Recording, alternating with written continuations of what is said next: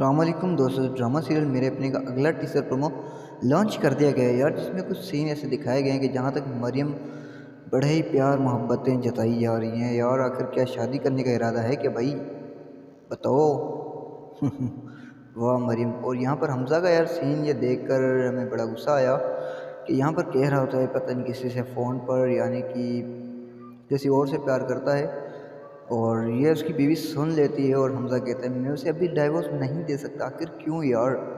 और फिर यहाँ पर ये जो सीन दिखाया गया कि जहाँ पर कहती है ऐसे कि तुम अपनी आलिया के साथ खुश रहो, मेरा आज भी आना नहीं कल भी आना नहीं तुम लोगों के बीच में, तुम जानो आलिया जाने, मैं तुम लोग कुछ भी नहीं कहूँगी। वाह यार हमज़ा, आखिर क्यों, क्या फॉल्ट है इस लड़की में, बच्चा नहीं हो रहा यार, हद कर दी तूने तो यार।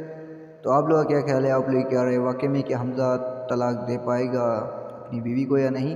तो यार ये मरियम शादी कर पाएगी इससे या नहीं, तो अपनी राय का इज़हार कमेंट सेक्शन में कीजिए। अगर वीडियो अच्छी लगी तो लाइक कमेंट शेयर करना भूलना।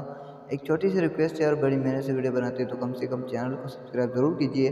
तो तब तक के लिए हमें दीजिए इजाज़त, देखते रहिए रमसन फॉर यू एंड गुरु। अल्लाह हाफिज़।